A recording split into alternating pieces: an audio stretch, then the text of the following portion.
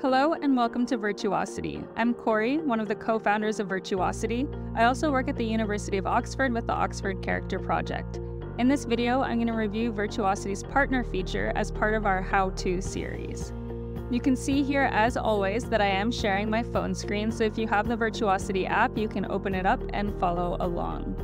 As you first enter into Virtuosity, you're welcomed with a series of videos and tasks. One of those tasks encourages you to choose a partner. Now, I'm well into my development journey, so I actually already have a partner, and actually I have two partners. This is something that you can think about doing yourself. You can have as many partners as you want, but of course, the more partners you have, the more time commitment that will take. If you're new to Virtuosity, you'll be able to add a partner right from your home screen. But if you're like me and a little bit further along your development journey, there's a few other ways that you can add a partner. One way is that you can always go to your settings screen, and here you'll be able to click on your partners. This is where you can see your current partners, and you can click in the top right on the add to add a new partner. The second way you can add a partner is by going through the Insights screen and clicking in the top right where it says Partners. And here you'll see the same screen with your same partners, and again clicking on the Add to choose a partner. You have two options when trying to connect with your partner. You can either share your code, so you can see my code here at the bottom of the screen, or you can enter in your partner's code. So I do have my partner's code, and I can paste that code and invite. So that's my partner.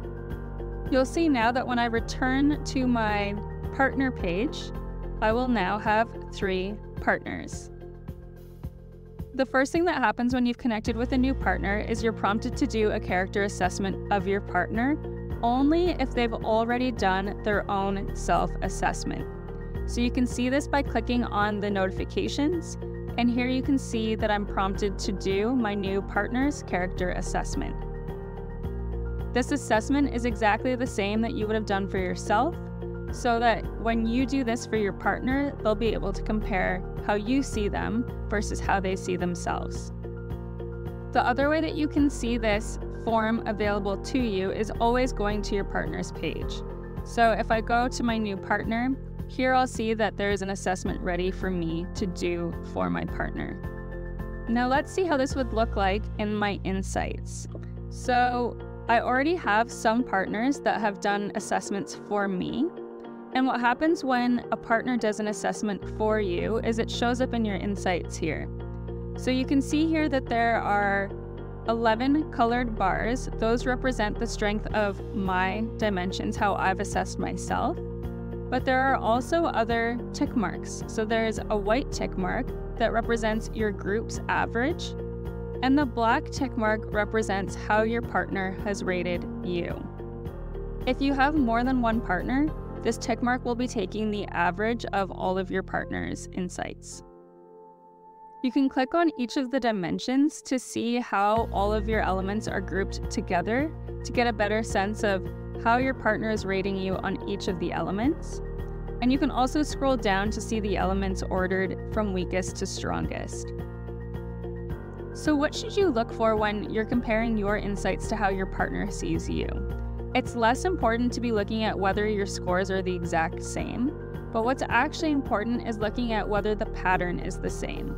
So is the ordering of the strength of your dimensions the same for you versus how your partner sees you? Let's take a dramatic example here. You can see my insights here, and I have humility as my weakest dimension and judgment as one of my strongest dimensions. If, for some reason, I could see that my partner had rated my humility as my strongest dimension, that would be a very big difference that I would be keen to understand. Or the opposite, if my partner rated my judgment as one of my weakest dimensions, that would be something that I should be curious about to understand why they think it's weaker than I thought it was. This partner feature is so helpful to help with your self-awareness as you take this assessment for the first time, but it's even more important as you take this assessment over time to look at how your character is changing. One thing we find with people beginning on their character development journey is that when they take the assessment for the second time, they can actually score lower than their first time. This is because as you begin to understand more about your character, you can become more critical about your character and see more areas for improvement. So having a partner allows for more objectivity for them to be able to see, are you actually growing in your character? After you're done these initial partner assessments, that's not where your partnership stops. It's just where it begins. I'm going to take you back to the home screen because I'm going to show you how your partner plays a role on your week-to-week basis.